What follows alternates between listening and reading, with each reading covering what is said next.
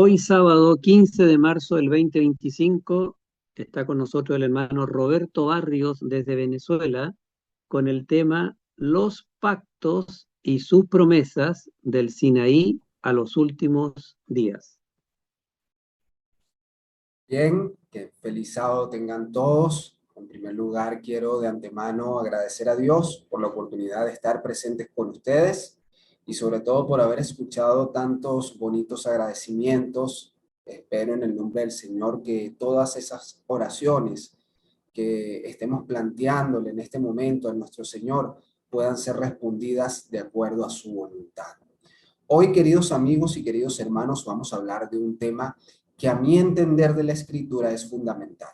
Y pasa algo, queridos hermanos. Cuando nosotros hablamos acerca de los pactos, generalmente se nos viene a la mente que es un tema, que se trata de un tema con un contenido teológico muy denso. Bueno, los pactos es algo que estudian los teólogos, que se estudia en las universidades, pero a veces nos preguntamos qué incidencia tienen los pactos en nuestra vida práctica. Y déjeme responderle de una vez.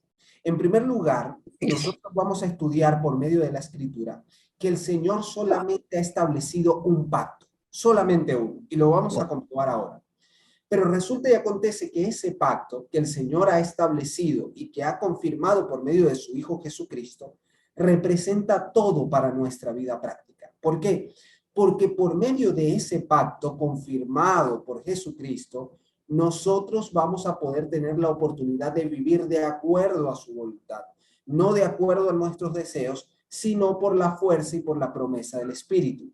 Así que comprender el pacto es vital para que nosotros sepamos por medio de la palabra de Dios, cómo vivir una vida realmente santificada. Y además de eso, queridos hermanos, y esto es a modo de introducción, también nosotros tenemos que entender cuál es el papel que tiene el pacto desde la introducción de la ley en el monte Sinaí hasta los últimos días, en cuanto el pueblo de Dios en esta tierra reciba a Jesucristo en las nubes de los cielos. Es muy importante porque el pacto tiene incidencia desde el principio de la historia bíblica hasta el final de los días en esta tierra. Cuando el Señor Jesucristo venga, tiene una vital importancia para el pueblo remanente de Dios. Así que antes de iniciar, sencillamente quiero que pidamos dirección a Dios nuevamente. Les voy a pedir, vamos a ponernos de rodillas y vamos a orar al Señor para que Él pueda dirigirnos en este estudio. Así que vamos a comenzar a orar, ¿bien? Poderoso Dios y Padre Celestial, queremos pedirte en el nombre de Jesús que tú puedas darnos la bendición de tu palabra, Señor, que puedas darnos sabiduría en Cristo, para que por medio de ella podamos entender este importante tema que repercute directamente en nuestra vida espiritual. Te pedimos en el nombre de Jesús que nos des todos los recursos del cielo, Señor, no solamente para entender este tema, sino también para vivirlo. Perdona nuestros pecados, Señor. Escucha cada oración que se ha planteado en este grupo pequeño y responde de acuerdo a tu voluntad y ayúdanos a aferrarnos a ella. Estas cosas te la pedimos no por nuestros méritos, sino en los méritos sagrados de tu Hijo amado, Cristo Jesús. Amén y amén.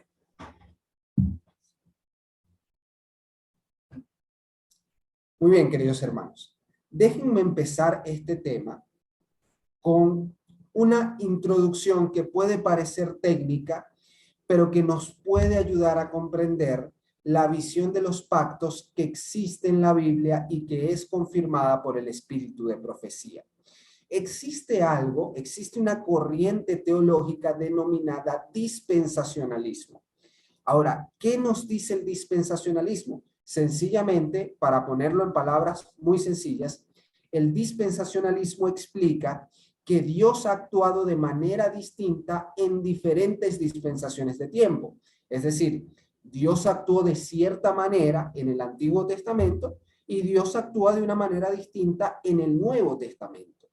Por eso, hermanos, y les voy a poner un ejemplo práctico, cuando usted habla con un amigo, con un hermano cristiano evangélico, por ejemplo, cristiano bautista, cristiano pentecostal, y usted le habla acerca de la ley, él probablemente le va a decir, lo que pasa es que ustedes están en el antiguo pacto. Estoy seguro que todos hemos recibido esa respuesta por lo menos una vez. No, lo que pasa es que la ley es algo del antiguo pacto.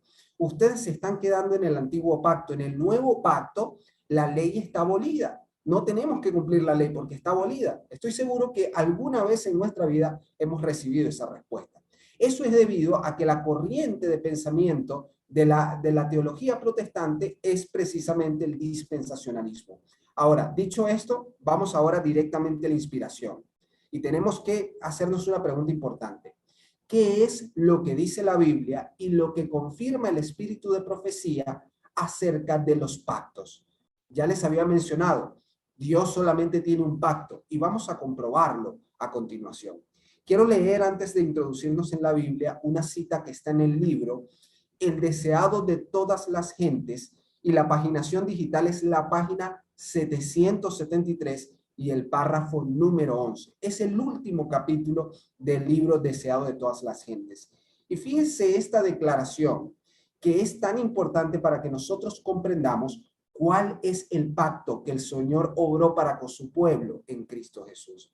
El deseado de todas las gentes, página 773 y párrafo número 11. Dice así: desde antes que fueran echados los cimientos de la tierra, el Padre y el Hijo se habían unido en un pacto para redimir al hombre en caso de que fuese vencido por Satanás. Repito, el Padre y el Hijo se habían unido en un pacto para redimir al hombre en caso de que fuese vencido por Satanás.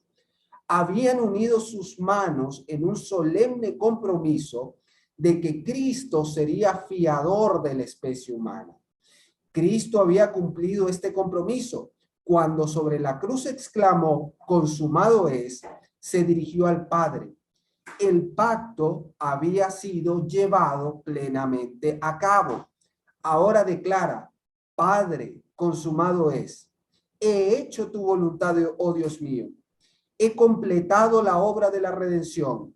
Si tu justicia está satisfecha, aquellos que me has dado, quiero que donde yo estoy, estén también conmigo. Entonces, vamos a analizar un poco la cita.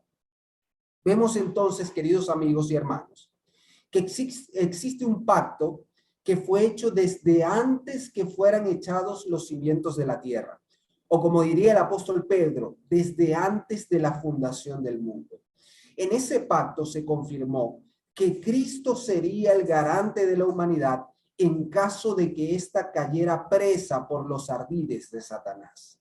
Y no solamente eso, se nos dice que ese pacto tuvo un cumplimiento histórico. Atención, a pesar de que el pacto fue confeccionado, el pacto se llevó a cabo antes de que la tierra fuese, el pacto tuvo un cumplimiento histórico. ¿Cuándo? Cuando Jesús exclamó en la cruz, consumado es. En ese momento, lo dice la cita, el pacto fue llevado plenamente a cabo. Se había confirmado el pacto en el que Cristo sería fiador por la raza humana. ¿Y qué sucede con esto, queridos hermanos? Que cuando nosotros estudiamos desde el libro del Génesis, la Biblia, nos damos cuenta que Dios empieza a entregar las promesas de ese pacto.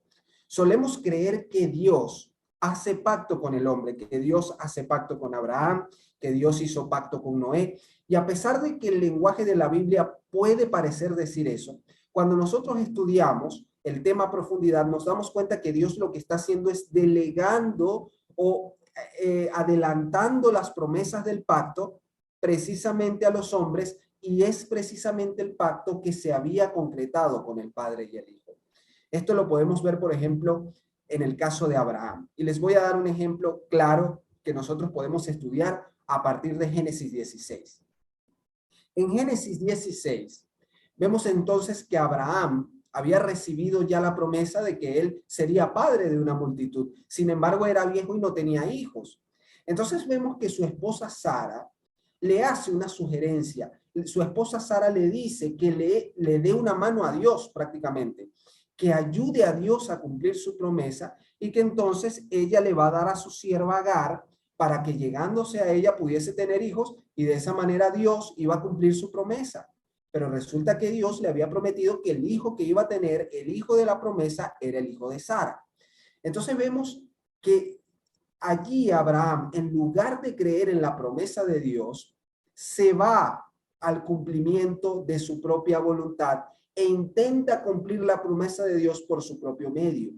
Pero luego de eso, en el capítulo 17, vemos que Dios le entrega el pacto de la circuncisión.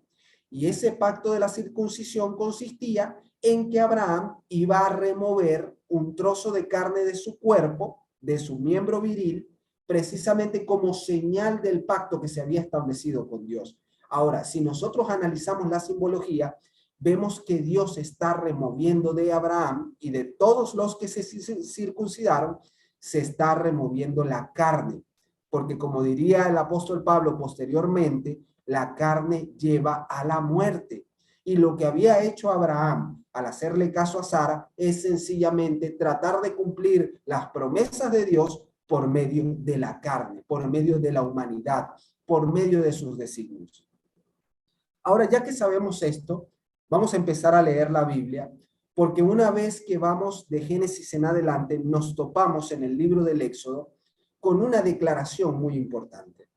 Cuando nosotros vemos que el pueblo de Israel es liberado de Egipto y es llevado ante el monte Sinaí para recibir la ley de Dios, vemos que Dios les hace una promesa a la cual nosotros debemos prestar atención.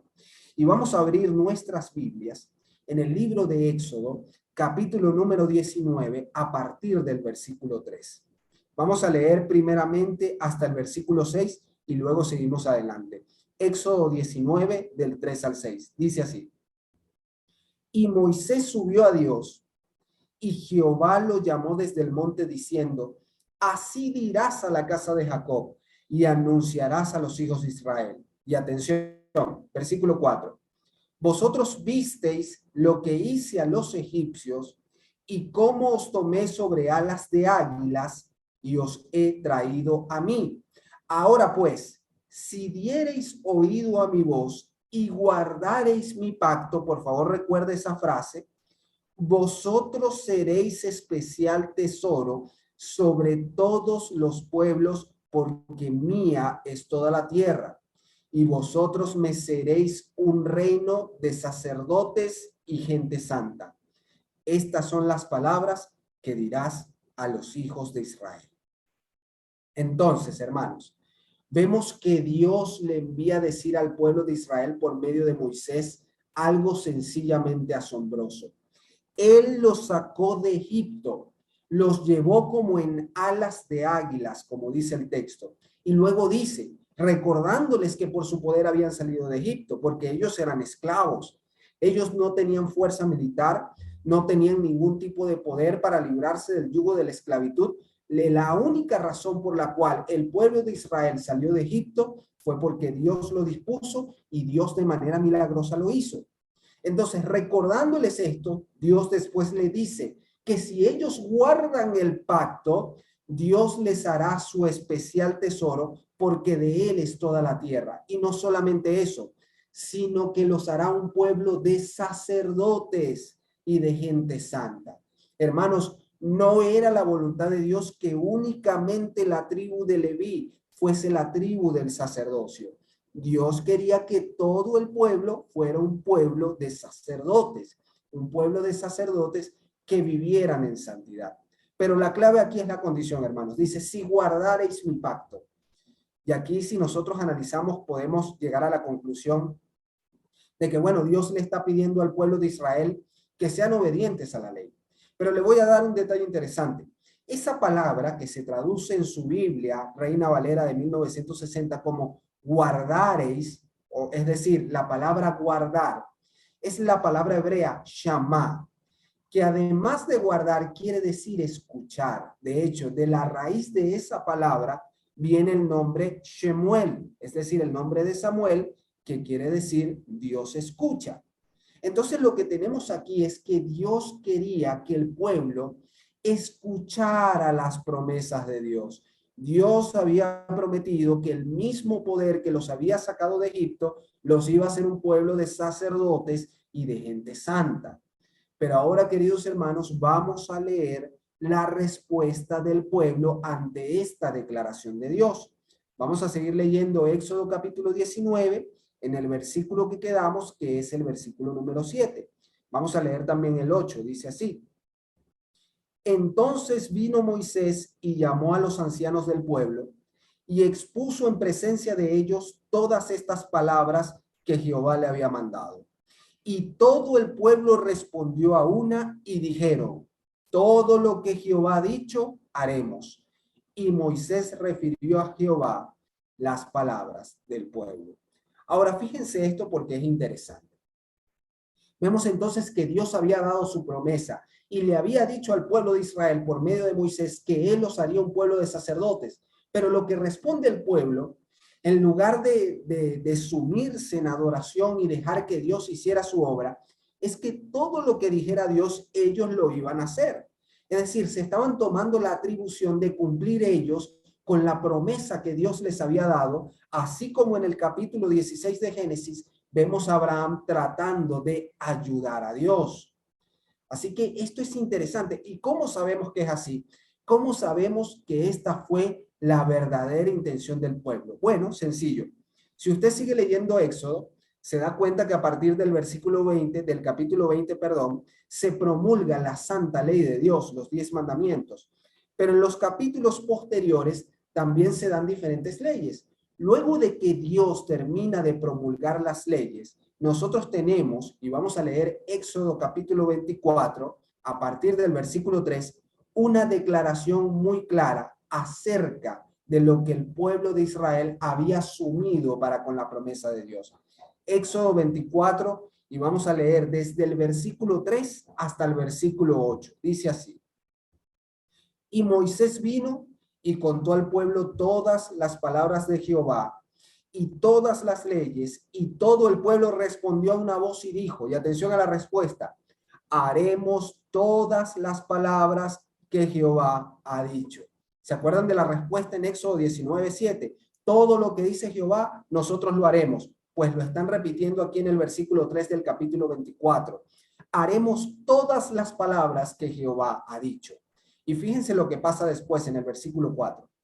Moisés escribió todas las palabras de Jehová y levantándose de mañana, edificó un altar al pie del monte y 12 columnas, según las 12 tribus de Israel.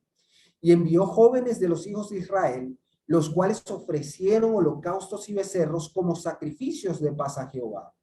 Y Moisés tomó la mitad de la sangre y la puso en tazones y esparció la otra mitad de la sangre sobre el altar. Versículo 7. Y tomó el libro del pacto y lo leyó a oídos del pueblo, el cual dijo, haremos todas las cosas que Jehová ha dicho y obedeceremos.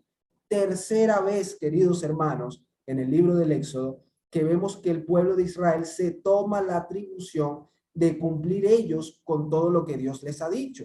Versículo 8. Entonces Moisés tomó la sangre y roció sobre el pueblo y dijo, he aquí la sangre de ¿qué? Del pacto que Jehová ha hecho con vosotros sobre todas estas cosas. Hermanos, el pueblo de Israel se tomó la atribución de concretar ellos un pacto con Dios en lugar de sencillamente recibir la promesa. Y les voy a dar un detalle técnico. En el Antiguo Testamento, pacto y promesa son una misma cosa. Y vemos entonces que el pueblo de Israel hasta 3 veces declaró de manera tajante, de manera muy clara, que ellos iban a hacer lo que Dios dijera. Y en consecuencia Moisés tomó la sangre del sacrificio para sellar el pacto que habían establecido con Dios. Ahora una pregunta, queridos hermanos. Según lo que usted ha leído en el libro del Éxodo, ¿será que el pueblo de Israel permaneció en ese pacto que había concretado con Dios? Miren, y no tenemos que indagar demasiado. Estamos en el capítulo 24 y si nosotros avanzamos al capítulo 32, vamos a encontrar la respuesta. Éxodo capítulo 32, versículo número 3 y número 4. Fíjense lo que sucedió. Entonces todo el pueblo apartó los zarcillos de oro que tenían en sus orejas y los trajeron a Aarón. Y él les formó de las manos de ellos y le dio forma con buril e hizo de ello un becerro de fundición. Entonces dijeron: Israel, estos son tus dioses que te sacaron de la tierra de Egipto. Hermanos, aquí está el cumplimiento del pacto que ellos habían ofrecido. Hasta 3 veces dijeron: todo lo que Jehová ha dicho, nosotros haremos. Dios les había declarado la ley, les había declarado los 10 mandamientos, los cuales estipulan que no tendrían un Dios ajeno y que no se harían figura de nada de lo que estuviera en la tierra, de lo que estuviera en el cielo, de lo que estuviera en el mar. No se harían figuras de nada. Y lo primero que sucedió cuando Moisés se ausentó por un tiempo fue que se desesperaron y tomaron sus prendas de oro e hicieron un becerro al cual adoraron, pensando ellos que estaban adorando al verdadero Dios. Que dicho sea de paso, no sé si usted alguna vez se ha preguntado por qué un becerro. Resulta y acontece que uno de los dioses más prominentes en Egipto era el becerro Apis. Era un dios egipcio. Ellos ya tenían ese chip, tenían esa mentalidad de adoración en sus cabezas, y en la mínima oportunidad que ellos tuvieron para hacerlo, terminaron elaborando un ídolo tal cual como el que habían visto en la tierra de Egipto. Así que, hermanos, aquí la promesa se rompió por completo. Y aquí hay un dato interesante, porque cuando Moisés baja del monte y se da cuenta, cuando Josué le dice que hay batalla en el campamento y Moisés dice: no, eso no son alaridos de fiesta y de baile, no, perdón, no son alaridos de batalla, sino lo que yo escucho son fiestas y bailes. Vemos entonces que la Biblia registra que Moisés toma las tablas de la ley y las arroja contra el suelo y las parte. ¿Sabe que cuando yo empecé a estudiar este tema, hace muchos años, cuando empecé a leer el libro del Éxodo, yo cuando leí ese pasaje en donde Moisés tira las tablas de la ley al suelo, yo decía: oye, pero Moisés es temerario, tomó las tablas de la ley por la rabia que le dio, las tiró al suelo y las rompió. Pero resulta que cuando nosotros comprendemos la simbología, Moisés no hizo eso por una rabia. Moisés no hizo eso por una conducta desafiante o por una conducta desenfrenada que de repente tuvo, no. Y podemos saberlo porque Dios no lo reprendió por ello. Moisés rompió las tablas de la ley porque el pacto que habían establecido con Dios, un pacto basado en sus propias obras, había sido roto, había sido quebrantado. No había bien bajado del monte Sinaí Moisés cuando el pueblo ya había desafiado los términos de Dios y había roto por completo su promesa de obedecer a lo que Dios había dicho. Y vamos a confirmarlo por medio de la inspiración. Quiero leerles una cita, hermanos, que está en el libro Patriarcas y Profetas, la página 388 y el párrafo número 3. El párrafo o el capítulo, perdón, si no me equivoco, se llama Los pactos y la ley. Y fíjense la explicación que da acerca de este episodio la hermana White, porque nos va a dar una luz acerca de lo que sucedió verdaderamente en el monte Sinaí. Vamos a leer Patriarcas y Profetas, página 388.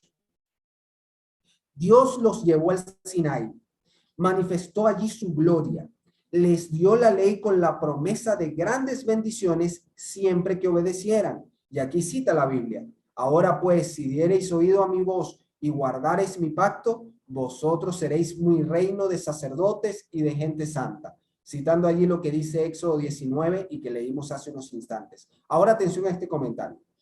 Los israelitas no percibían la pecaminosidad de su propio corazón y no comprendían que sin Cristo les era imposible guardar la ley de Dios, y con excesiva premura concertaron su pacto con Dios.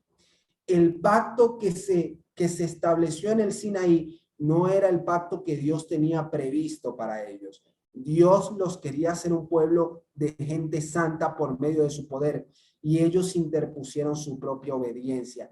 Ellos concretaron un pacto con Dios sin tener en cuenta, como dice la cita, su propia pecaminosidad. Pero vamos a seguir leyendo.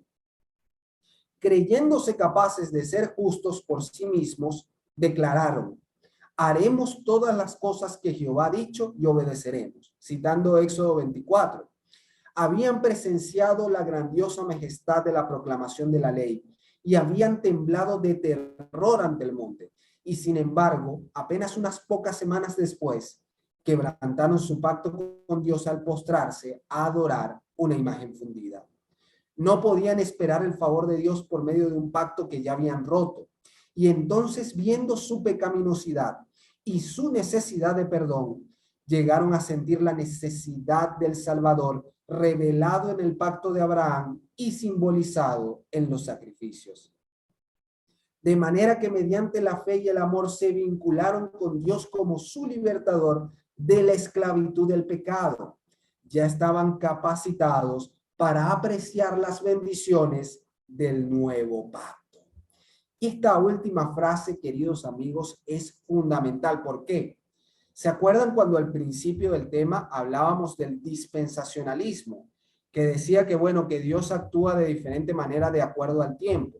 Que Dios actuó en el Antiguo Testamento de alguna manera y en el Nuevo Testamento actúa de otra manera. Es lo que los hermanos evangélicos protestantes dicen que es el nuevo pacto. El nuevo pacto es el Nuevo Testamento a partir de Jesucristo. Pero según lo que dice la sierva del Señor, vemos que las bendiciones del nuevo pacto estaban disponibles incluso para el pueblo de Israel en el monte Sinaí. Esto nos habla de que no se trata de una cuestión de tiempo. No se trata de que Dios había actuado de una manera desde que creó el mundo y en el transcurso de todo el Antiguo Testamento y que luego con la aparición de Jesucristo actuó de otra manera. No, las bendiciones del nuevo pacto siempre estuvieron presentes para la humanidad. Y el único motivo por el que existe un pacto aparte del que planteó Dios es sencillamente porque el hombre decidió establecerlo en base a sus propias, en base a su propia obediencia, que como dice la inspiración, son como telas de araña. Las obras del hombre son tan frágiles como las telas de araña al momento de reclamar justicia. Solamente la justicia de Cristo es capaz de darnos, de otorgarnos y de suministrarnos las bendiciones del pacto que Dios hizo con su Hijo. Pero nosotros necesitamos comprobar esto. Necesitamos comprobar que las bendiciones del nuevo pacto estuvieron presentes aún desde los tiempos de Israel. Que no es que Israel se salvaba por el cumplimiento de la ley y que a partir de Cristo ahora se inauguraba la gracia. La gracia siempre estuvo presente, pero tenemos que comprobar bíblicamente que Dios siempre quiso establecer este pacto con su pueblo.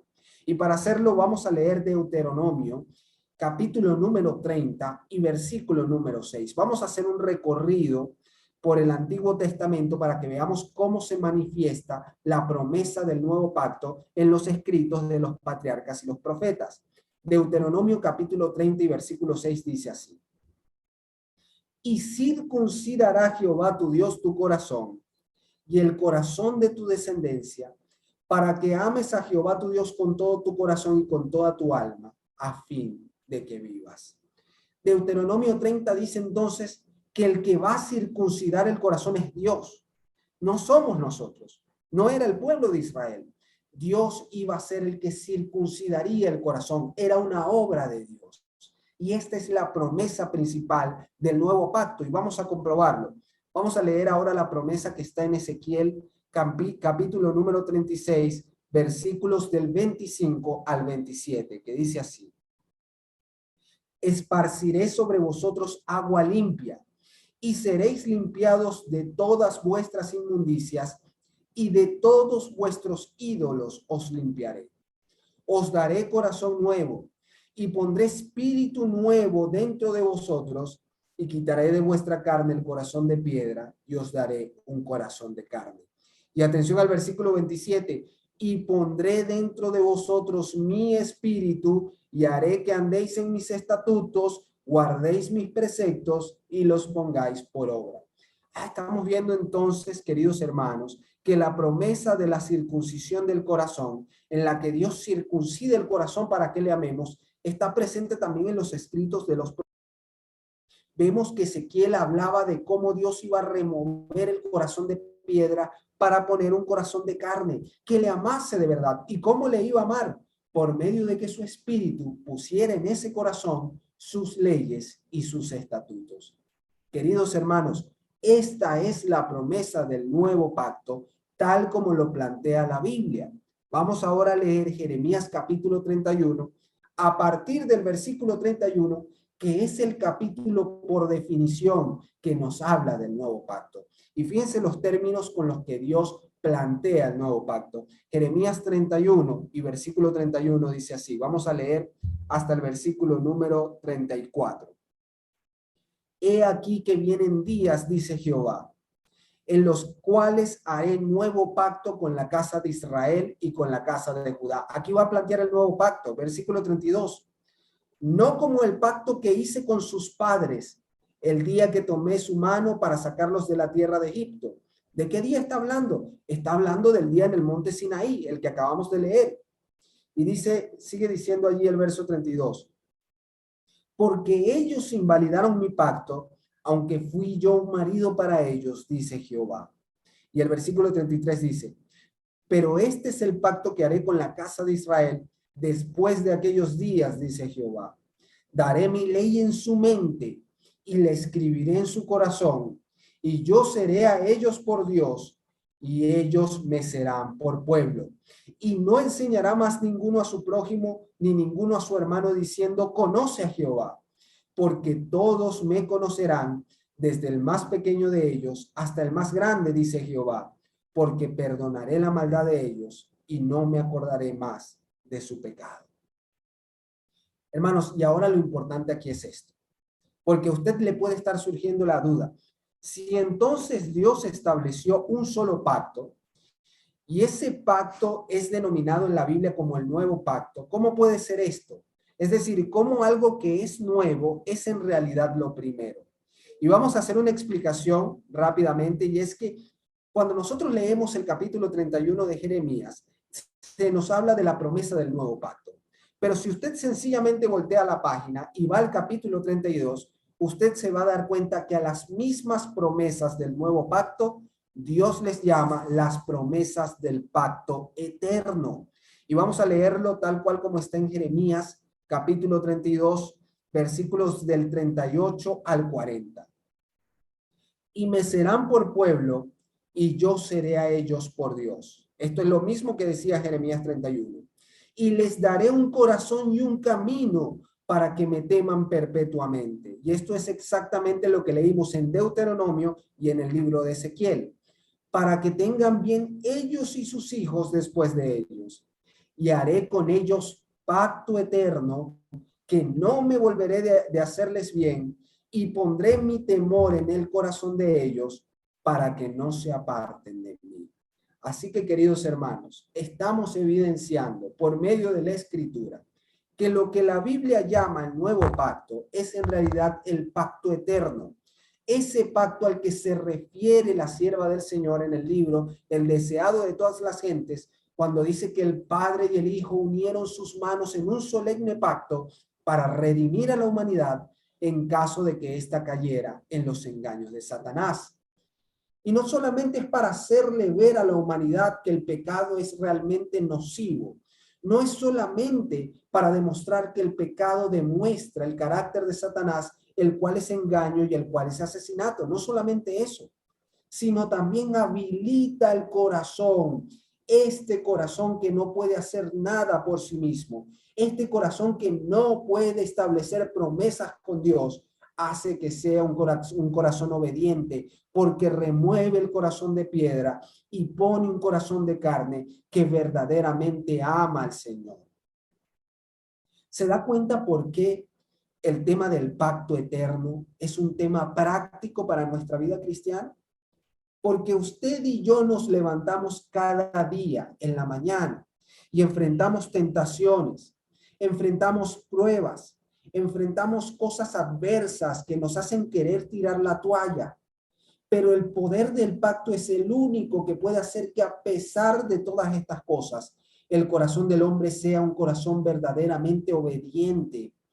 Es el poder que habilita la mente del hombre para que sea transformada de acuerdo al entendimiento divino, para que sea transformada y que de esa manera ya no promulgue pensamientos vanos, sino que la ley de Jehová sea su delicia, como dice el Salmo número 1. Es por la bendición del pacto que usted y yo somos atraídos a Dios y somos transformados y tenemos el privilegio de ser hijos de Dios y una nación santa en sus manos por medio de Cristo Jesús. Todo es mérito de Cristo. Y esto era lo que no había entendido el pueblo de Israel al principio. El pueblo de Israel había recibido la ley de Dios, pero cuando la recibió, en lugar de someterse al poder divino para ser transformados, lo que hicieron fue proponer su propia obediencia. Y les voy a decir algo, queridos hermanos, algo a lo que debemos prestar atención. Nosotros hoy en día corremos también el peligro de cometer el error que cometió Israel al pie del monte Sinaí.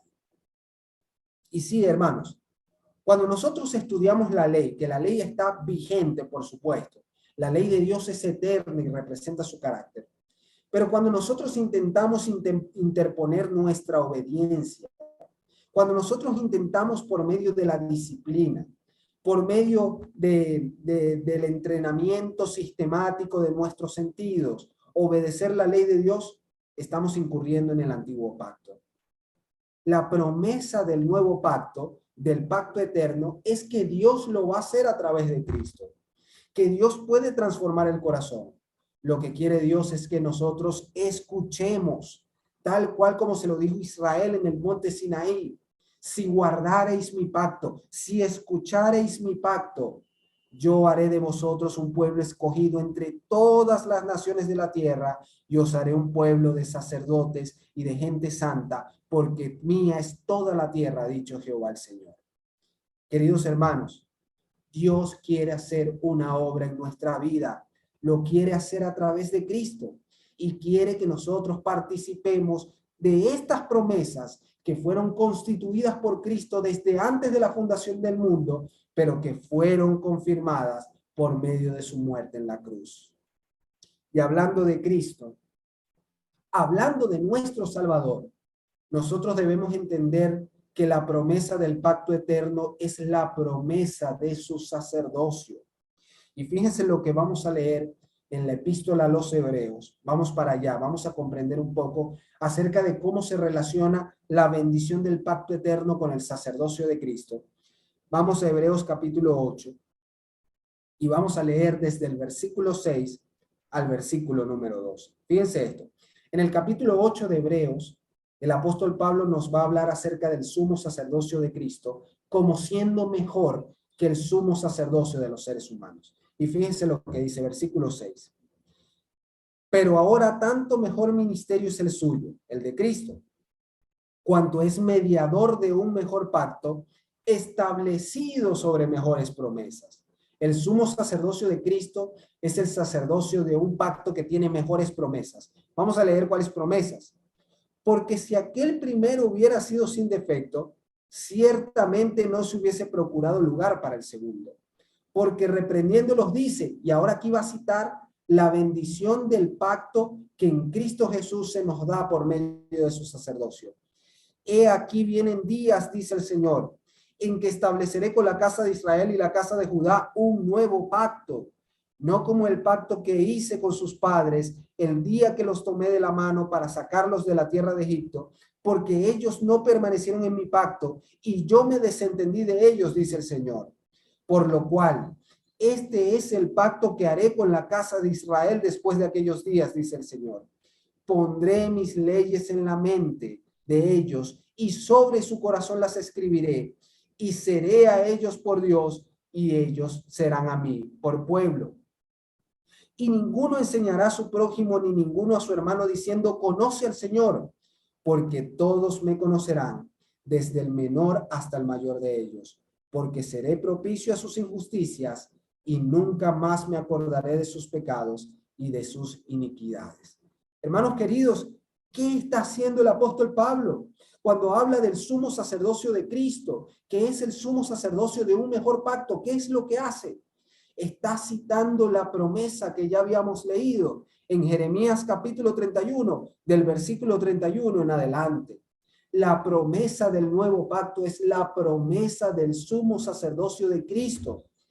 Y hay personas que dicen, es que el nuevo pacto hace que la ley está abolida, pero no. Lo que hace el nuevo pacto, lo que hace el pacto eterno, es que esa misma ley que en anteriores años fue escrita en tablas de piedra, ahora está escrita en la mente y en el corazón del hombre, para que hacerla, para que cumplirla, ya no sea un requisito sin el cual el hombre está perdido, sino que ahora sea la delicia del ser humano. No somos salvos por cumplir la ley de Dios, pero cuando somos salvos por medio de Cristo y de su sumo sacerdocio, la ley de Dios se vuelve la norma de vida, se vuelve el componente sin el cual no estamos completos, porque un verdadero cristiano que ha participado de la justicia de Cristo promulga, como dice el Salmo, el hacer tu voluntad, Dios mío, me ha agradado y tu ley está en el medio de mi corazón. Solo Dios lo hace.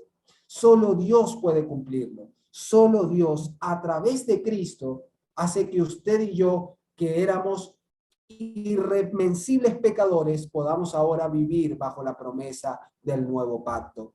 Y le damos la honra y la gloria a Dios por ello. Y la clave está, queridos hermanos, en que nosotros comprendamos verdaderamente cuál es el garante de ese pacto eterno. Y el mismo libro de Hebreos nos lo deja de manera clara. Vamos a adelantarnos un poco, estábamos en el capítulo número 8. Vamos a leer ahora el capítulo número 13. Y vamos a leer los versos 20 y 21 que dicen así.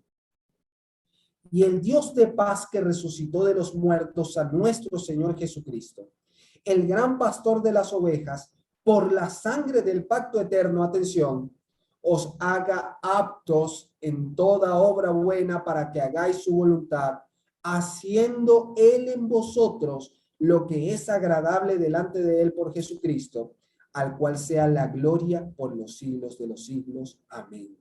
Lo que nos hace aptos para vivir de manera o de acuerdo a la ley de Dios es la sangre del pacto eterno. Y quiero que recuerden algo, queridos hermanos. Si usted bien recuerda cuando leímos en Éxodo lo que hizo Moisés, cuando el pueblo declaró que ellos obedecerían todas las palabras que Dios había dicho, fue sencillamente agarrar la sangre de los sacrificios y rociar el libro del pacto. Pero queridos hermanos, la sangre que confirma el pacto eterno es una sangre infinitamente mayor a la de cualquier animal sacrificado.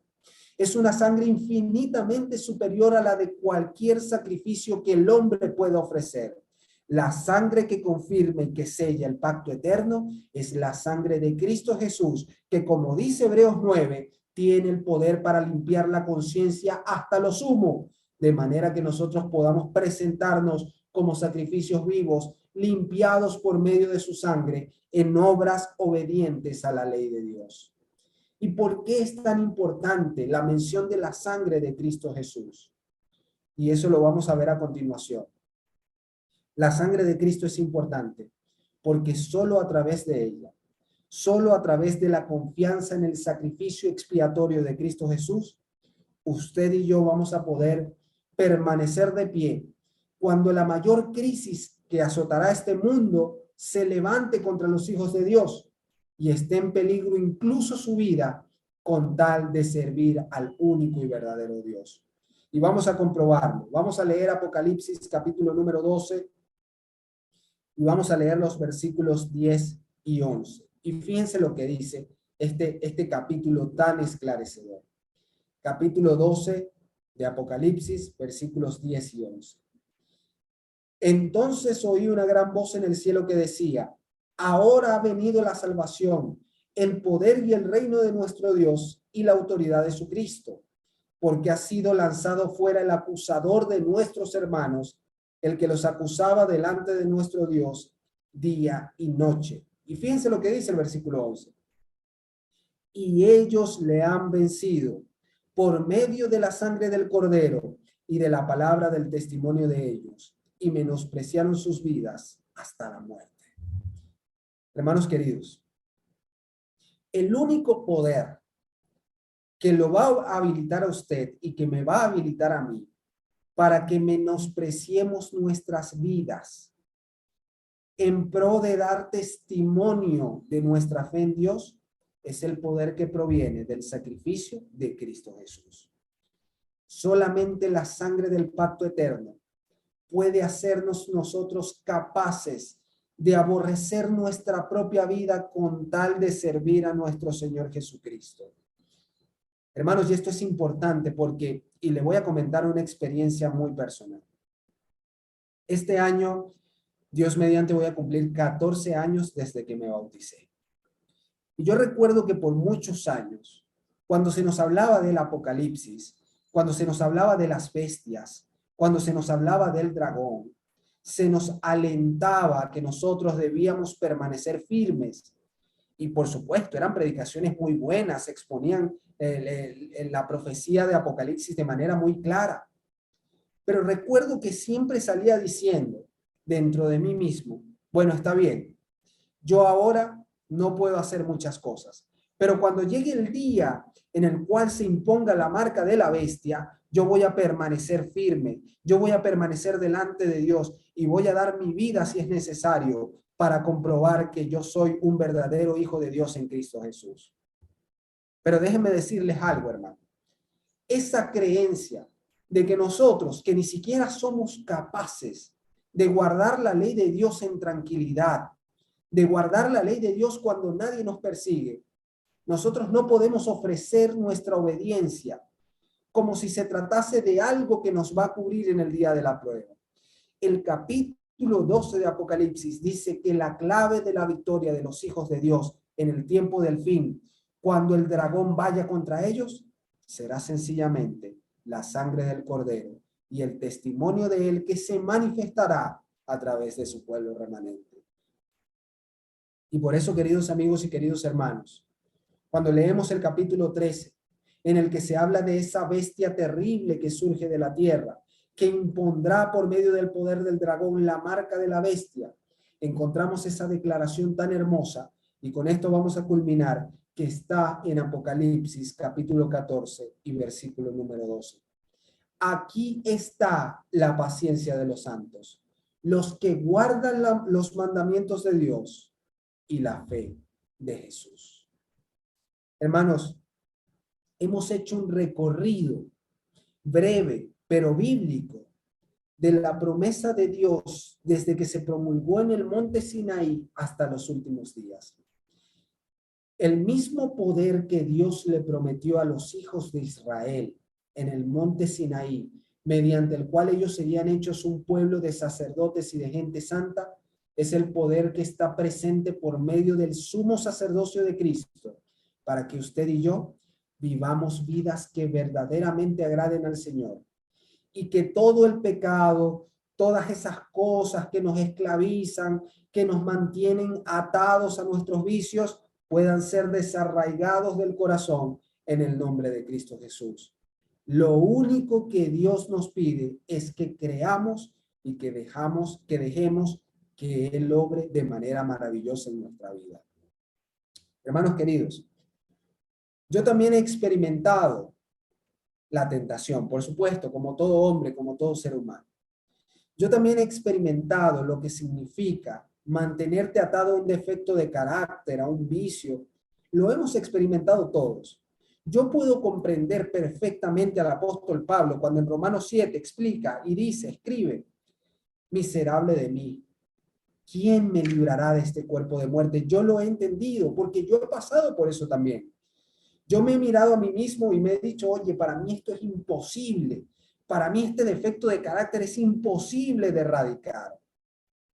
Pero queridos amigos y hermanos, aquí el detalle no es confiar en la suficiencia humana. No es mirarse a usted mismo y a su imposibilidad, sino mirar a Cristo, confiar en sus promesas, creer en su sacrificio perfecto que fue establecido desde antes de la fundación del mundo, para que por medio de su poder usted y yo podamos permanecer firmes. Queridos hermanos, el tema del pacto eterno es fundamental para nuestra vida práctica diaria, para nuestra vida espiritual. porque cada decisión que usted tome en favor de Cristo, hasta en las cosas más pequeñas de la vida, lo debe hacer fundamentado en la justicia de Cristo y no en la suficiencia propia.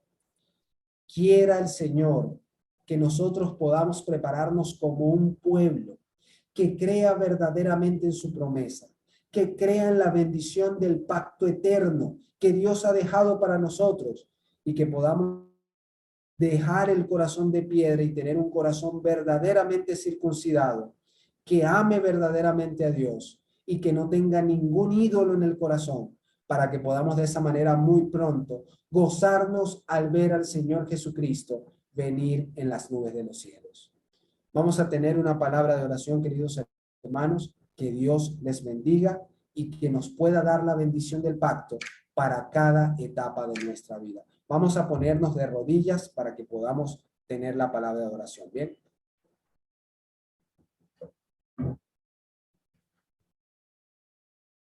Padre celestial y Padre eterno, tú nos has dado la bendición, Señor, de poder conocer por medio de tu palabra el pacto que tú estableciste con tu Hijo desde antes que el mundo fuese. Ese pacto que fue consolidado y confirmado cuando el Hijo de Dios exclamó en la cruz del Calvario, consumado es. Ese pacto que fue sellado con sangre, Señor. Pero no la sangre de animales, de sacrificios comunes, sino la sangre preciosa de tu Hijo amado Cristo Jesús, que según como dice Hebreos 13, es capaz de limpiarnos y de hacernos aptos para toda buena obra en su nombre. Padre celestial, nosotros queremos participar de ese pacto, no como si nosotros lo hiciésemos. No tenemos nada que ofrecerte, Señor. Nosotros solo somos beneficiarios de la gracia de Cristo y queremos participar de esas promesas, escucharte de todo corazón y vivir de acuerdo a tu voluntad por tu poder. Nosotros nos conocemos y sabemos que no hay nada bueno en nosotros. Sabemos también que tú conoces lo profundo de nuestro corazón y por eso nos has habilitado todo el poder del cielo para restaurarnos. Queremos participar de esa promesa, Padre eterno. Bendice a cada persona que ha Amén. escuchado tu palabra en esta mañana. Bendice cada una de esas oraciones que se han levantado en este culto, Señor, y permite que sean respondidas de acuerdo a tu voluntad, pero que cada día de nuestra vida entreguemos el corazón para que sea circuncidado y que podamos decir como Pablo, ya no vivo yo, mas vive Cristo en mí. Gracias, Padre Amén. Celestial, por la bendición de tu pacto. Cuídanos y guárdanos y quédate con nosotros. Te lo pedimos en el nombre de tu Hijo amado, Cristo Jesús. Amén y amén. Amén. Quisiera dar las gracias al Señor por este pacto eterno. Eh, Hermano Roberto, yo meditaba en lo que usted comenzó leyendo. Parece que hay un micrófono, vamos a silenciar. Usted comenzó esta meditación, el pacto eterno que hizo nuestro Dios Padre con nuestro Dios Hijo, diciendo de que si el hombre caía, iban a hacer un pacto de que igual iban a salvar al hombre. Doy las gracias a Dios por ello, porque el Señor se la jugó completamente por nosotros. Y también por este texto de Hebreos, hermano Roberto, donde quizás nosotros los adventistas no hemos entendido realmente lo que es el pacto eterno. Y en Hebreos 13, 20, 21, que usted lo dijo, por la sangre del pacto eterno os haga apto en toda obra buena para que hagáis su voluntad, haciendo Él en vosotros lo que es agradable. O sea, es lo que el Señor quiere hacer en usted y en mí con su Espíritu Santo, con su poder. Doy las gracias al Señor por este clarísimo mensaje y muy importante de entender, e invitamos a los hermanos que puedan escribir sus preguntas en el chat si alguien tiene alguna duda, algún comentario. Y hermano Roberto, ¿nos puede dedicar unos minutos? Porque yo creo que, por lo menos por mi parte, tenemos harto que conversar. ¿Puede ser? Claro que sí, no hay problema, para ello estamos. Escriban, hermanos, sus preguntas en el chat. Hermano Roberto, para entender solamente, ¿Qué debió haber dicho el pueblo entonces en Éxodo cuando contestó a Dios, todo esto haremos? Si usted estuviera ahí, ¿qué es lo que debería haber contestado el pueblo cuando Dios les pidió que fuesen fiel al pacto?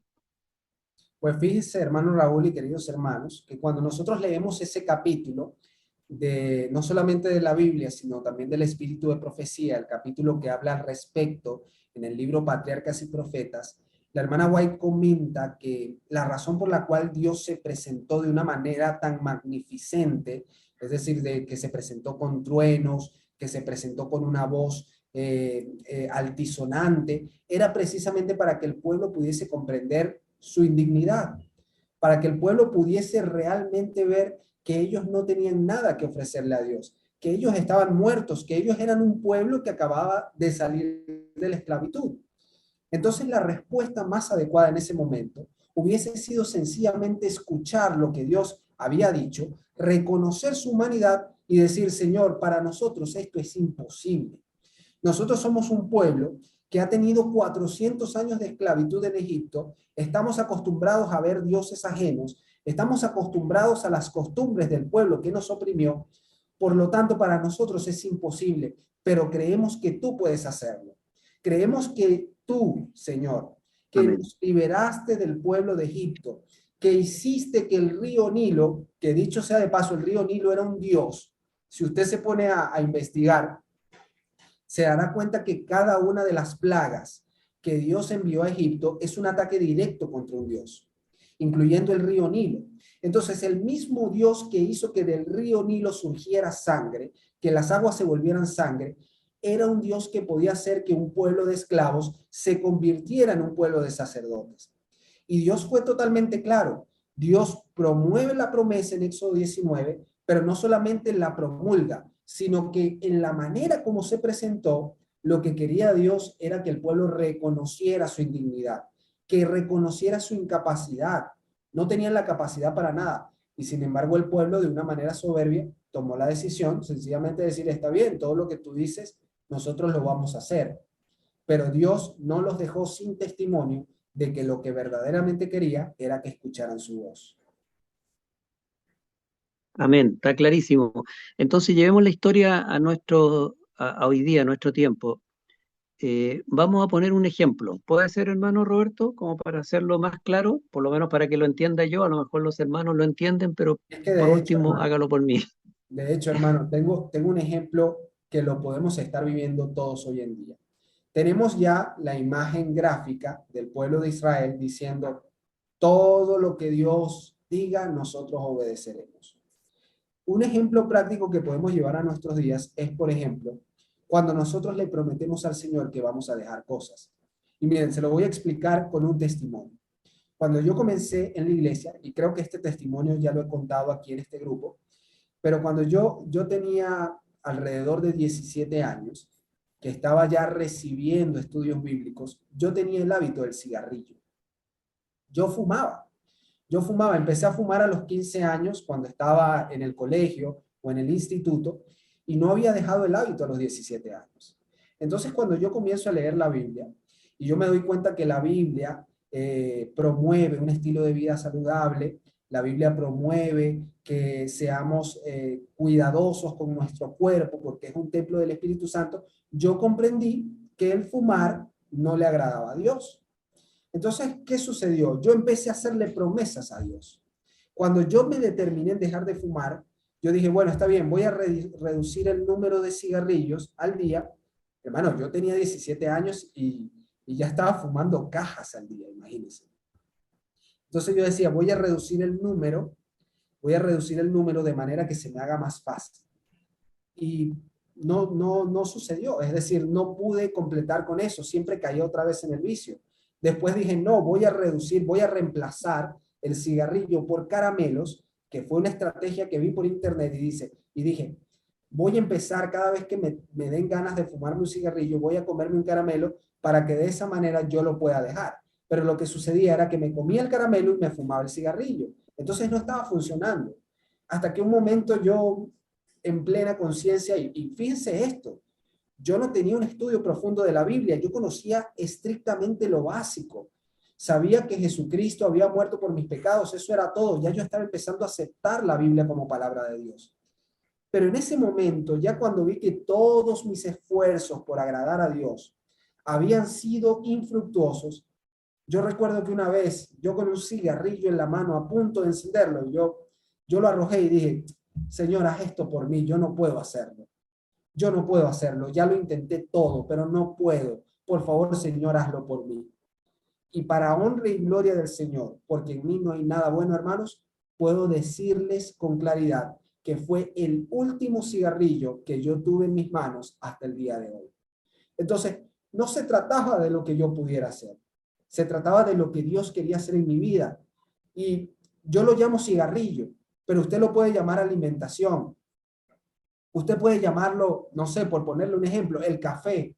No, es que tengo 40 años bebiendo café, ya mi organismo me pide el café, yo necesito beber café todos los días, pero ha probado hacerle caso a la promesa de Dios, memorizar un versículo bíblico, como es el de Hebreos capítulo 13, versículos 20 y 21. ¿Ha probado memorizar alguna promesa de Dios que le pueda servir en ese momento y repetirla en el momento de la tentación? Le aseguro que en el momento que usted lo haga, el poder de Dios va a obrar. Y dice, y disculpen que me extienda, pero dice el deseado de todas las gentes, en el capítulo que habla acerca de la sanación del leproso, que a veces nosotros pedimos curaciones, pedimos, elevamos oraciones a Dios pidiendo cosas terrenales. Y está bien, no tiene nada de malo. Pero dice la cita, yo después se las puedo enviar, ahora la estoy parafraseando, dice la cita que cuando pedimos liberación del pecado, esa oración es respondida enseguida. Es una promesa de Dios que Dios cumple en el mismo momento que nosotros la promulgamos. Así que cuando nos enfrentamos a una tentación, en lugar de poner nuestra propia obediencia, en lugar de decir, no, yo voy a dejar el café porque yo puedo más que esto, o yo voy a dejar el cigarrillo, o yo voy a dejar la carne, o yo voy a dejar esto o aquello, en lugar de proponer nosotros como el pueblo de Israel, debemos dejar el cumplimiento a Dios, reconocer que en nosotros no hay nada que nos pueda liberar del pecado e ir hasta nuestro Salvador Jesucristo, quien proporcionará el poder para darnos salvación en todo momento. Amén. Muy claro el ejemplo, hermano Roberto, lo entendí perfectamente. Yo creo que uno de los grandes daños, esta es una meditación mía, uno de los grandes daños que está haciendo la nueva teología, y ustedes allá en la iglesia de Mérida lo saben, al decir que no se puede vencer el pecado, es que está privando a los hermanos, a los hijos de Dios, de disfrutar de la victoria que Cristo puede hacer en uno. Disfrutar de ser libre no solo del cigarro, como dice usted, sino que de todo lo que nos esclaviza. Le están quitando la posibilidad a los hermanos de ser realmente, de que seamos realmente libres, poniendo una carga que Dios no le ha puesto. Ese es el gran crimen de esa falsa teología de que no se puede vencer el pecado y que la llaman perfeccionismo.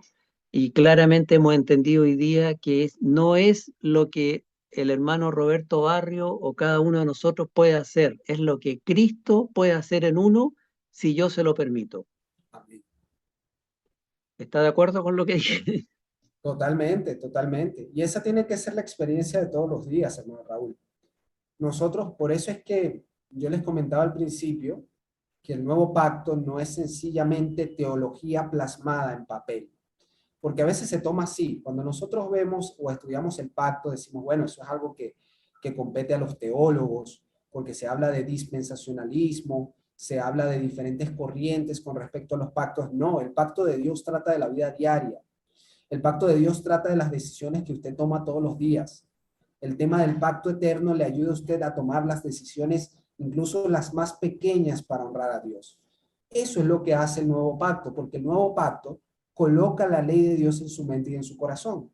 Y la ley de Dios en su mente y en su corazón le ayudará a obrar como Dios le agrada hasta en las cosas más pequeñas de su vida, hasta en la Amén. vestimenta, hasta en su alimentación, en todo le va a ayudar la promesa del nuevo pacto.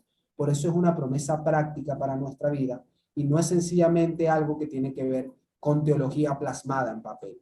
Y eso es lo Amén. importante, que nosotros debemos comprender, que nosotros debemos entregar el corazón todos los días a Cristo y Él va a obrar de acuerdo a su voluntad. Amén. Leo lo que está escrito en el chat. Invitamos a los hermanos que hagan sus preguntas, lo escriban.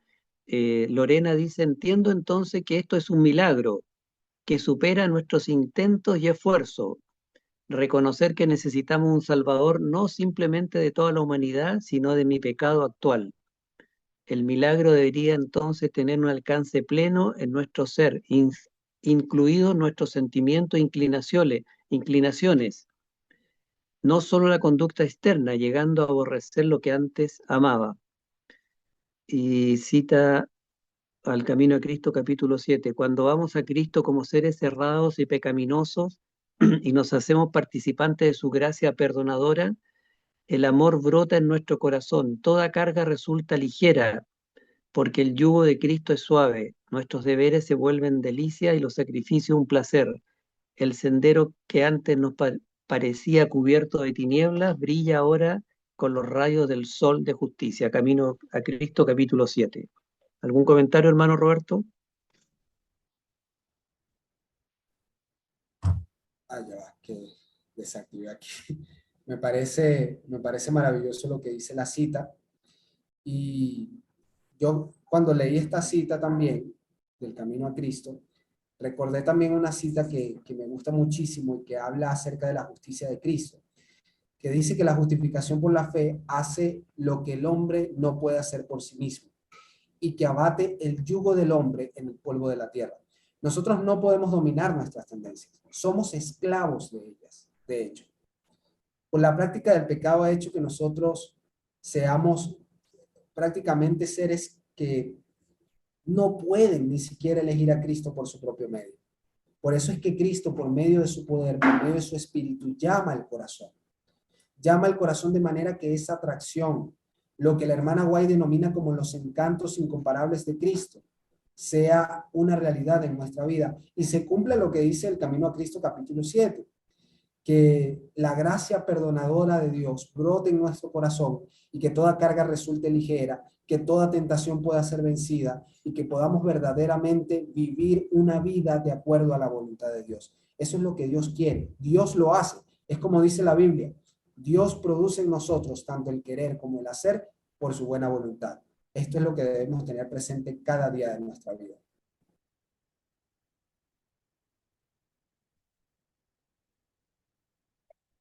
Hermano Roberto, no sé si se escucha, que se me fue un poco la señal. ¿Me escucha bien? Ahora sí. Esa gracia maravillosa que mencionó los pastores Jones y Waggoner, que esa gracia maravillosa es más poderosa que el pecado mismo y que nuestra naturaleza pecaminosa. Esa gracia maravillosa de Jesucristo que está disponible todavía, qué importante es que la valoremos y no la desechemos y no la ignoremos, sino que la hagamos nuestra a través de la comunión con nuestro Señor Jesucristo. Tanto es así, hermano Raúl, que el apóstol Pablo lo define como en Romanos capítulo 8, como el mismo espíritu que levantó a Cristo de los muertos y que puede levantarnos de nuestros cuerpos muertos en pecado. El capítulo 8 de Romanos habla de un espíritu que nos resucita. Y la hermana White, hablando acerca del capítulo número 5 del Evangelio de Juan, dice que el poder de la resurrección está disponible para nosotros hoy. Es decir, que es el poder que Dios ha dispuesto para la resurrección de los muertos en el día final y que está presente hoy por medio de la confirmación del pacto para que usted y yo seamos resucitados a una nueva vida en su nombre. Amén.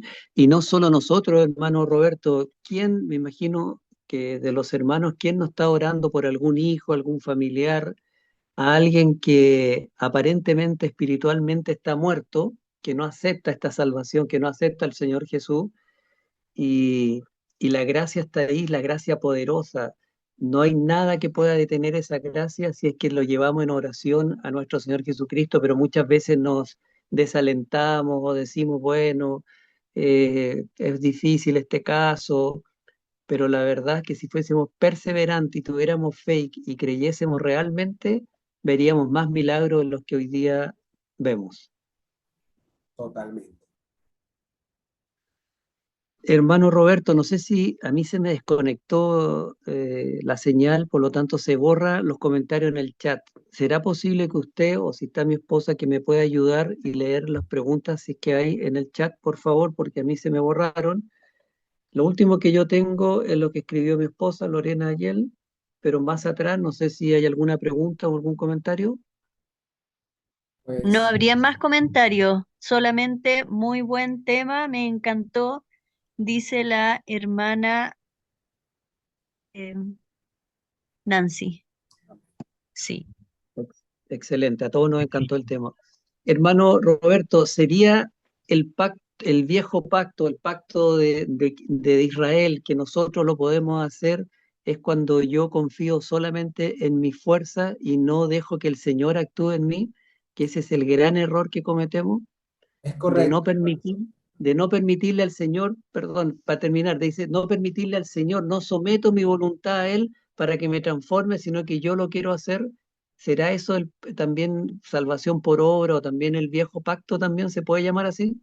Es correcto, hermano Raúl. Fíjese que la perspectiva tradicional acerca del antiguo pacto, como decíamos al principio, es una dispensación de tiempo. Es decir, el antiguo pacto es ese tiempo que comprende el Antiguo Testamento que va desde la entrada del pecado a la aparición de Jesucristo. A partir de la aparición de Jesucristo se inaugura un nuevo pacto, que es el nuevo pacto. Esa es la comprensión tradicional. Pero acabamos de estudiar a la luz de la Biblia y vemos que la inspiración en el espíritu de profecía también lo confirma, que más allá de tiempo se trata de actitudes ante las promesas de Dios. Es decir, vemos entonces que ya las promesas del nuevo pacto estaban disponibles para Israel en el monte Sinaí. Sin embargo, la actitud que tuvo Israel para con la promesa de Dios fue asumir una responsabilidad que Dios no les delegó. De manera que ellos incurrieron en el antiguo pacto al ofrecer su obediencia. Y miren, les voy a contar un testimonio. Antier, el día de antier, el día jueves, en el año bíblico que estamos haciendo en mi canal, yo subí la historia del juez llamado Jefté, que es el octavo juez, que si usted habrá leído la historia, usted se dará cuenta que él le hizo un voto al Señor. Él hizo un voto al Señor en el cual él le prometía que cualquiera que saliera a recibirle luego de obtener la victoria, si la obtenía, él lo iba a ofrecer en sacrificio. Su sorpresa fue que la persona que salió a recibirle fue su Un único. gran error, Ah, gran error, correcto, porque él está ofreciendo un un voto gran para error, obtener ¿cierto? una victoria que Dios iba a dar.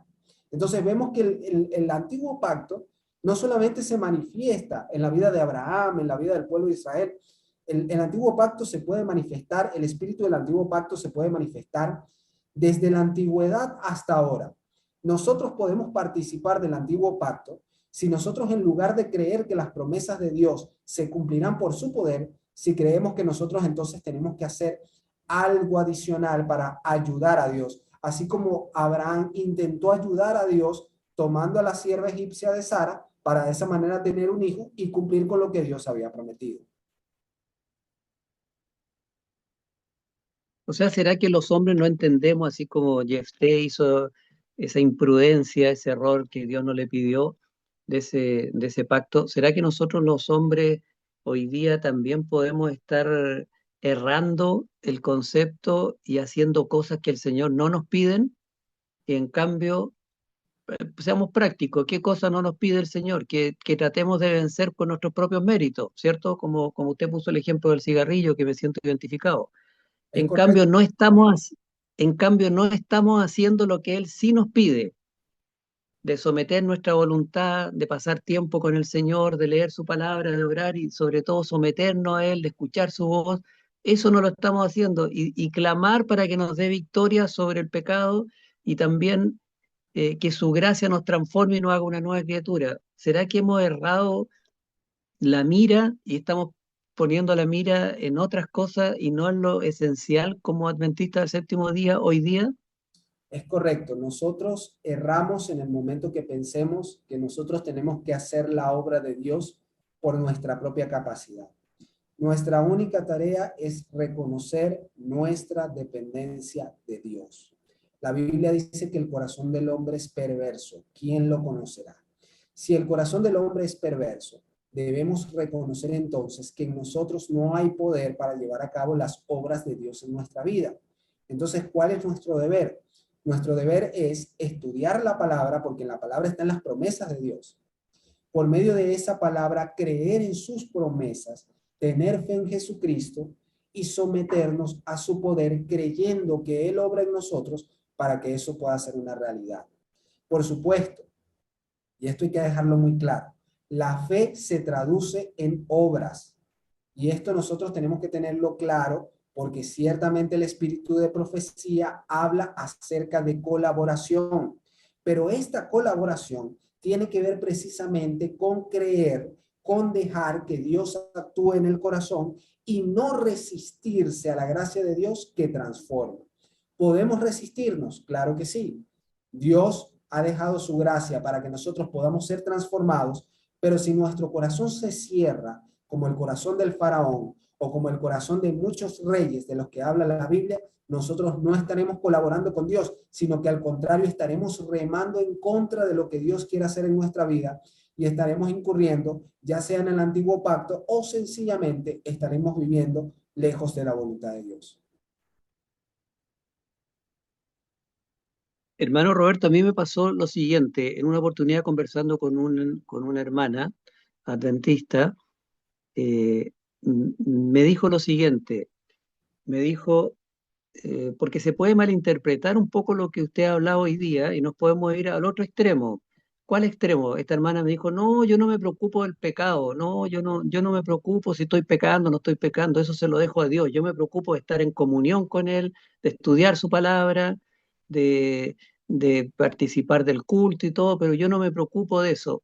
Eh, y yo le dije, pero hermana, por ejemplo, el tema de la reforma pro salud o el tema ya que usted puso del cigarrillo, supongamos, ¿cómo lo enfrenta usted? No, yo no me preocupo de eso. O sea, cuando dice no me preocupo, como que quería decir, si Dios quiere que yo deje el cigarro, Él me lo va a quitar, pues si no me lo quita, me lo quitará con la segunda venida. Podemos caer en hacer como liviano el tema de la obediencia y pensar que, bueno, como no es el viejo pacto y no hay que obedecer con mi fuerza, voy a dejar que Dios lo haga y Él tendrá su tiempo. Pues. Si se demora 20 años en que yo deje el cigarro, bueno, el tiempo que el Señor tiene. ¿Será que podemos caer de un extremo de pensar de que yo no debo hacer nada para obedecer y Claro. caer en el otro extremo de decir, bueno, entonces no hago nada y ¿se entiende la pregunta? Sí, sí, se entiende, hermano Raúl, y sí, es posible. Nosotros tenemos que tener en cuenta que en ningún momento podemos pensar que sencillamente, bueno, vamos sencillamente a dejar que Dios juzgue y nosotros no vamos a hacer nada y sencillamente como no tengo que hacer nada por mí mismo, entonces voy a dejar todo en manos de Dios. No, porque la gracia es un principio activo y es lo que habíamos mencionado. El espíritu de profecía sí habla acerca de una colaboración, pero esta colaboración no se fundamenta en lo que el ser humano puede hacer para obtener las promesas de Dios. Se basa precisamente en lo que hacemos cuando creemos en las promesas de Dios. Y voy a dar un ejemplo práctico. Podemos nosotros enfrentar una tentación y decir, bueno, aquí llegó la tentación y no voy a hacer absolutamente nada para resistirla, porque el Señor me ha prometido que Él lo va a hacer todo. Entonces yo no voy a orar, yo no voy a ponerme en las manos del Señor para enfrentar esta situación, sino que sencillamente la voy a enfrentar porque Dios ha prometido hacerlo todo. Ahí no estamos ejerciendo la fe, porque la fe es un principio activo. Y una vez que sabemos la voluntad de Dios, una vez que Dios nos revela por medio de la verdad de su palabra, qué es lo que nosotros debemos hacerlo confiado en el Señor. Eso sí, confiado que el Señor es el que hace tanto el querer como el hacer. No confiando en que de nuestro corazón surge la obediencia, sino que Dios ha puesto su espíritu y por medio de su espíritu podemos decir con autoridad que Dios va delante de nosotros como un poderoso gigante y nos da la victoria. Pero para ello hay un principio activo. Hay que orar, hay que leer la palabra, hay que permanecer en guardia y hay que hacer todo lo que el Señor ha dicho que hagamos, sabiendo que esa obediencia no proviene de nuestro propio intelecto, sino que es el cumplimiento de la promesa del nuevo pacto. que Dios ha puesto su ley en nuestra mente y en nuestro corazón, y que ya no somos nosotros, sino Cristo en nosotros el que hace la obra.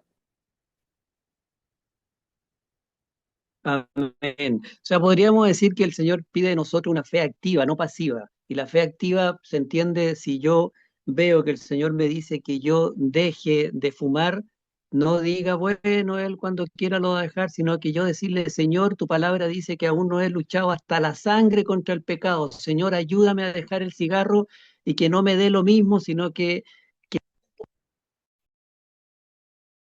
Bueno, creo que al hermano Raúl se le cayó la conexión, pero para responder su pregunta es precisamente lo que tenemos que hacer.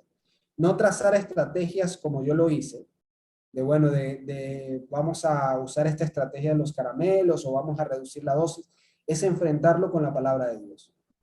La palabra de Dios dice que la tentación puede ser vencida en Cristo. La palabra de Dios dice que si resistimos al diablo con el poder de Cristo, él huirá de nosotros. Entonces, una vez que asumimos esa actitud, por supuesto, no metiéndonos voluntariamente en la tentación, pero sí enfrentándola con la palabra, cuando ella llegue, nosotros podemos ser vencedores en Cristo.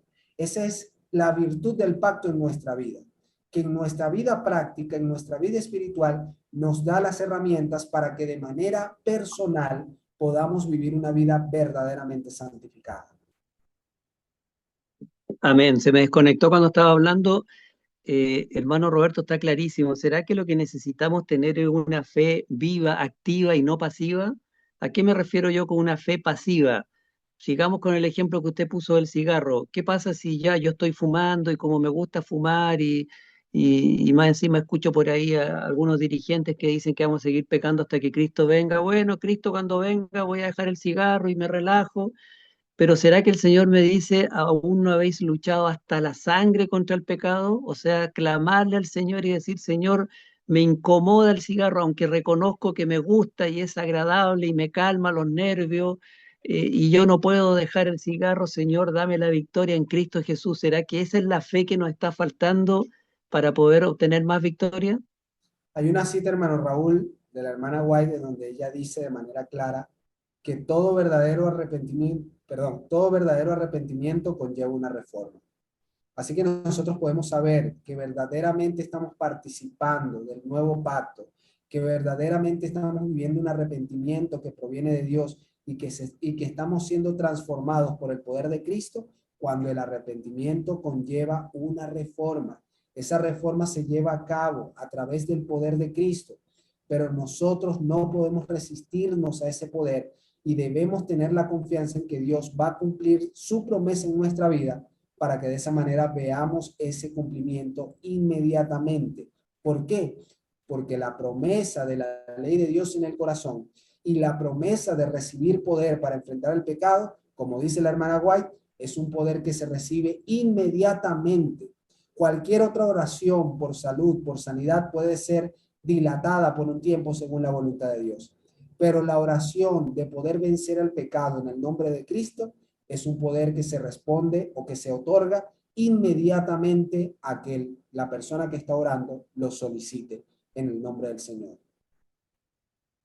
Amén. O sea, se podría decir, hermano Roberto, que en Cristo el querer vencer el pecado se puede si yo quiero realmente, no sé si muy enredado como lo dije, pero si yo realmente quiero, se puede en Cristo Jesús.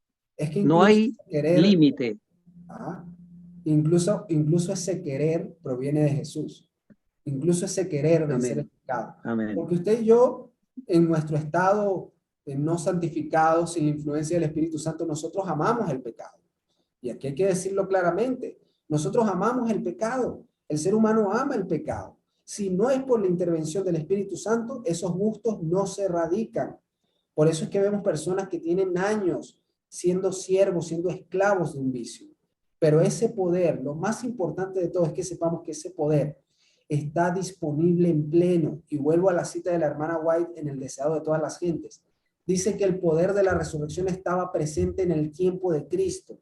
No es un poder limitado, por lo que usted puede permanecer en el poder de Cristo para evitar pecar en todo momento de su vida, que es algo que parece imposible, humanamente sí, pero lo que es imposible para los hombres es posible para Dios. Debemos confiar en su promesa y Él hará lo que para nosotros parece que nunca se va a cumplir. Solamente debemos aferrarnos a lo que Él ha prometido. Amén. Realmente este mensaje, hermano Roberto, es un mensaje de esperanza, realmente. O sea, si yo tuviera que, si alguien me preguntara después en el almuerzo, ¿de qué predicó el hermano Roberto? Claro, podría decir del nuevo pacto, del antiguo pacto, todo, pero yo lo resumiría con un mensaje de esperanza, un mensaje de victoria, un mensaje donde no hay límites para lo que puede hacer el Señor Jesús en mi vida si yo se lo permito. Gloria a Dios. Es la esperanza que tenemos en Cristo Jesús. Es la esperanza que tenemos. Amén. Amén. ¿Y por qué será que se hace tanto énfasis en la esperanza de que vamos a ir al cielo y vamos a caminar por las calles de oro y el león y el cordero, que es válido? ¿Por qué se hace tanto énfasis en eso y no se hace énfasis que en esta tierra, aunque sea una tierra miserable y llena de pecado, la victoria y el triunfo en Cristo es posible? ¿Por qué no se hace tanto énfasis, hermano Roberto? ¿Usted se imagina por Sucede qué? que, hermano Raúl, sucede que el ser humano muchas veces se mueve por incentivos, ¿cómo decirlo? Materiales, pero también incentivos de ver cosas mejores. Entonces, cuando nosotros planteamos el tema de las mansiones celestiales, que es una promesa que yo quiero vivir, por supuesto, cuando planteamos el caminar por las calles de oro y lo imaginamos, por supuesto que nos entusiasmamos, pero el verdadero motivo por el cual nosotros debemos seguir adelante en la vida cristiana no es el de presenciar esas moradas celestiales, sino sencillamente el hacer la voluntad de Dios, cosa que podemos, Amén, podemos hacer desde este momento. Hoy en día no podemos ver las moradas celestiales físicamente, las podemos ver por fe, pero lo que verdaderamente nos va a motivar a caminar hacia el cielo no va a ser vivir en esas mansiones, sino vivir en la presencia de Jesucristo. Y esa presencia del Señor Jesucristo está presente hoy. Eso es lo que nos debe alentar. No la paga amén, de una mansión celestial, que por supuesto va a ser hermoso, va a ser maravilloso. Cosas que ojo no vio ni oído escuchó son las que están preparadas para el Señor, dice el apóstol Pablo. Sin embargo, el verdadero motivo del cristiano, el verdadero motivo del Hijo de Dios para obedecerle, es sencillamente que de su corazón transformado emana un amor tan grande que se le hace imposible vivir en el pecado porque sabe que el pecado lastima el corazón de Dios y lastima a los demás. amén. Muchas gracias, hermano Roberto. Yo personalmente doy las gracias a Dios porque todo lo que él ha hecho y hace por nosotros, y también le quiero dar las gracias porque llamó a un joven periodista de Venezuela, Mérida, Venezuela, para que fuese predicador de su palabra.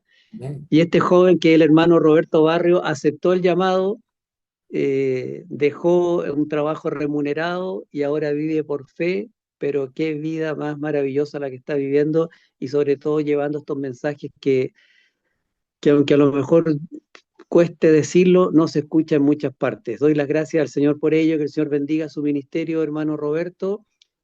Eh, ya hemos orado, yo hice la oración, oró el hermano Roberto. Yo quisiera hacer una invitación para terminar. ¿Será que hay algún hermano? Somos 30, 25 personas. ¿Será que alguien en su corazón, después de haber escuchado este bálsamo, este mensaje lleno de esperanza, quisiera hacer la oración final?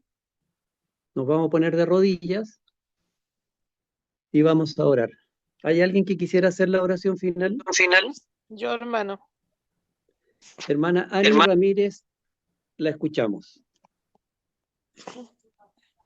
Oremos. Amado Señor que estás en el cielo, santificado sea tu nombre.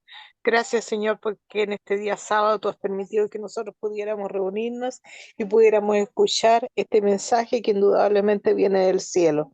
Gracias, Dios mío, porque tú has iluminado a nuestro hermano Roberto para que él pueda presentárnoslo tan bien, y esperamos, Dios mío, que tú impresiones nuestras mentes, y si aún hay algo que nosotros no hemos dejado, así como el hermano conversaba del cigarro, puede que nosotros no tengamos el problema del cigarro, pero es casi seguro que todos tenemos algún pecados que acariciados que aún no hemos logrado dominar, tal vez sea en cuanto a la comida, puede ser el té, puede ser el café, puede ser, no sé, comer mucho dulce, mucha azúcar, en fin, puede ser tantas cosas, Dios mío, como también puede ser hábitos malsanos, Dios mío, dormirnos muy tarde o qué sé yo, cualquier cosa que nos esté perturbando nuestra mente y eso impide que nosotros tengamos una comunicación directa contigo. Ayúdanos, Señor, para que nosotros podamos, con tu ayuda, capacitarnos para poder vencer todo mal hábito dañino, todo pecado acariciado, cualquier cosa, Dios mío, que esté apartando de ti. Dios mío, te pido que tú te quedes en todo el resto de este día, que nos ayudes a hacer lo bueno, que nos ayudes a tener solamente pensamientos que nos eleven hacia ti. Te pido por cada miembro de este grupo y también las personas que estuvieron integradas en hoy. Te pido que nos ayudes a todos, Dios mío, que te quedes con nosotros. Queremos recibir tu bendición de ti. Yo quiero pedir especialmente por mi hijo que estuvo integrado, pero veo que ya se retiró. Pero Dios mío, sé tú también con él. Él no está en la iglesia en este momento, está intentando volver a tus caminos. También tiene el hábito del cigarro. Sé tú, Dios mío, con él, ayúdalo. Me atrevo a decirlo ahora porque no está presente, pero Dios mío, tú lo conoces y sabes que está luchando, Dios mío, eh, por llegar de nuevo a tus pies. No nos desampares a ninguno de nosotros, Señor, porque te lo pedimos en el nombre de Jesús. Amén, Señor. Amén. Amén. Gracias, hermana Ani. Hermano Roberto, le enviamos un gran abrazo, muchas gracias y que el Señor siga bendiciendo su ministerio, que a la vista claramente lo está haciendo. Muchas gracias, hermanos, que pasemos un bendecido sábado en comunión con el Señor. Gracias y bendiciones. Dios les guarde, un abrazo.